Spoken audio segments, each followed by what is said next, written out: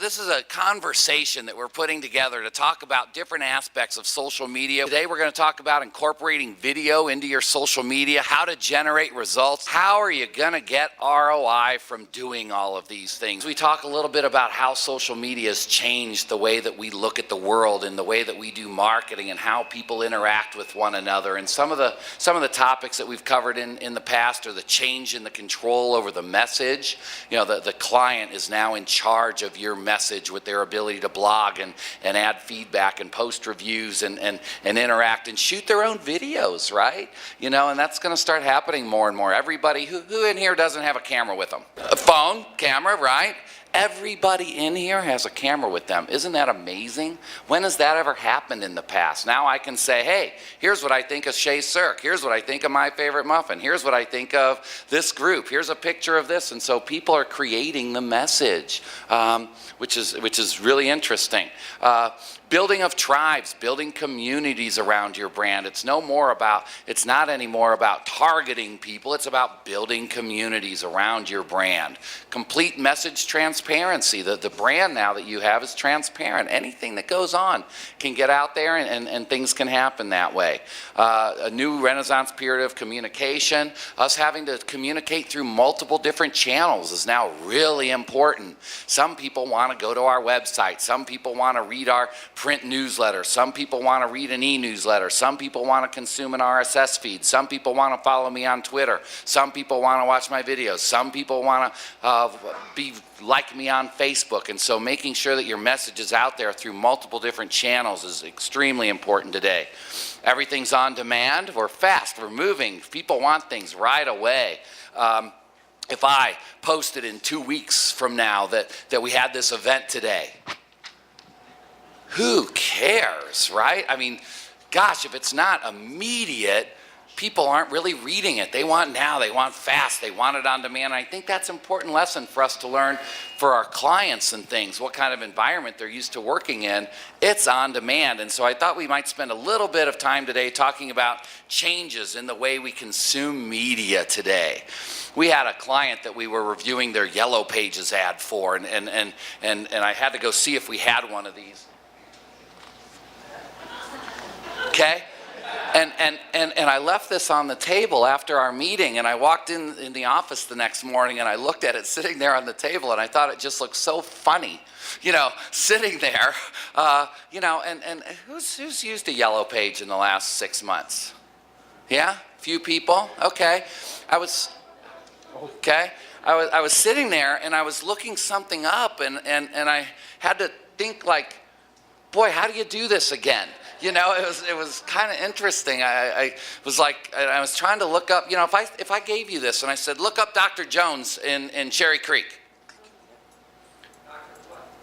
you'd have to ask me all kinds of questions to figure out what the heck I was talking about, and then which one and which da-da-da-da, and in comparison, you know, I can take this thing, right, and I can Skype and talk to people all over the world. I can read my Facebook, I can look things up, I can communicate, I can do all my emails, I can do all this stuff, and I can carry this thing around even on my mobile device in my pocket. I can do all these things faster and easier, and I consume it differently. I even kind of find myself, who in here's done this, where you're reading something in a magazine or reading a newspaper or something, and you feel like you want to push a button to get to where you want to go faster? Right? You're sitting there and you're like, oh, I just want to search for this, or I just want to click this, or I just want to, and you're like, oh, I can't do that here. And so we're changing the way that we consume everything. I recently lost, well, I didn't lose everything. I recently wiped my computer clean and had to reinstall everything. It was just running slow, and I said, okay, let's just get rid of it and we'll redo it. And then when I brought it back up, I synced my iTunes, and on my iPod, after I looked at it, there was a new thing that popped up, and it said, you know, adult contemporary mix. And so the thing automatically, like with some new software, came up, and it took all the songs that I had in my library, it categorized them, and then it made me a playlist of what it thought that I might like to listen to of all the music that I have, and started putting the things together for me. I looked at it, I was like, oh, that's cool. All right, so I'll play it. And so we're living in a time where communication and where information is being assimilated and gathered together for us and being customized to meet our specific needs. And I think we all know that, but I don't know that we think about how that might impact our business and how we need to approach things a little bit differently. If all consumers are going to live in a world where those things happen and it's like magic where this stuff gets organized for them and it's fast and it's easy to do what they want to do, our businesses probably have to do that as well. And so, everybody ought to look and say, gosh, am I letting people communicate with me the way that they want to? So 77% of companies surveyed indicated that they're planning on using more video this year. This puts video in a very high area, top area, that companies plan on implementing in 2011. And this goes back to how we consume information. Some people like to read. Some people like to see charts. Some people like to listen. Some people need to see, right, what's going on. And we all consume information differently. I know when I talk to people, if they say, I hear what you're saying, they probably listen.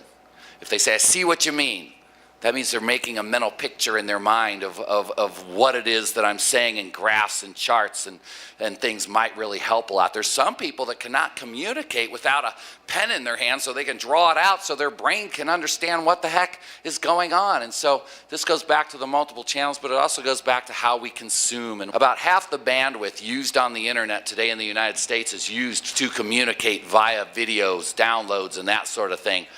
What I was thinking is, wow, that's a lot of information, but then you've got to think, what are the videos that are being communicated? Websites are using them to embed and consume that video for clients and things. And so you've got to look at that a little bit and say, hey, just because I make a video doesn't mean people are going to care to watch my video. What kind of videos do you guys like to watch? What do you find yourself consuming? Make.com is a website where you can basically figure out how to make things. And one of the things that I posted recently is how to make your own rapid prototype machine from scratch. So, I was just needing one of those, yeah. Everybody needs one, exactly. So it just tells you how to make pretty much anything, your own home security system, how to design a printmaking machine. Very good. So it's interesting. Here's how I could make things. Exactly. Good. I've been trying to improve my guitar skills, so I go to YouTube and I find an old grizzly guitar player like me, and I just watch the guy with the tablature to see what he's doing, and it's a single shot.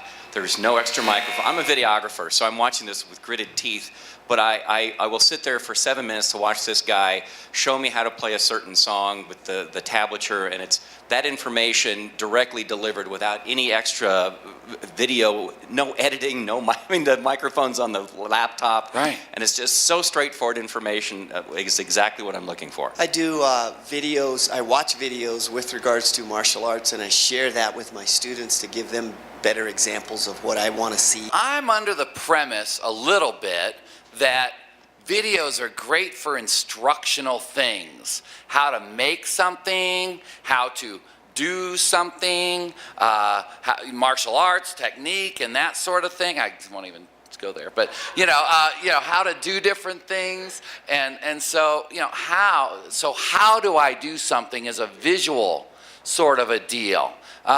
What other types of videos are people watching? Let's see, I also watch videos for, educational purposes, but the videos that I see get passed around the most are the purely entertainment videos. What videos do you share? And I guess what I'd like to try and do is figure out how you have a Rebecca Black video that allows you to generate ROI for your business. Now, that is absolutely correct that that's the kind of videos that people pass around, and for sure. And so the big challenge is, how could I, as a marketing company or as a videographer, as a martial arts place, or, how could I make a video that would be viral? Because instructional videos, it's a little bit dry. The guy playing the guitar, you wouldn't send that to all your friends and say, you've got to check this out, because they don't have that specific need for that knowledge, right? And so what are the videos that you guys have had shared with you that it's gone viral, but it's something that might create ROI for a business. Arlene? Jeff Fleck of Creative Edge had just posted something about the GPS and the photographs that you take. One of the Twitter people said, I want to marry my girlfriend, so he proposed to his girlfriend for him, and it was like a whole day long worth of video over and over, like just one after another. Okay, so a product, that's a good thought. If you've got a product, showing your product, and product placement, I kind of think is where the world's going to have to go, because I think we're going to stop consuming ads that aren't product placement related, right? I was telling my kids we were watching Back to the Future this last weekend, and they showed JCPenney in the parking lot with the DeLorean, and I was like, gosh, they were paying for that even back then, you know?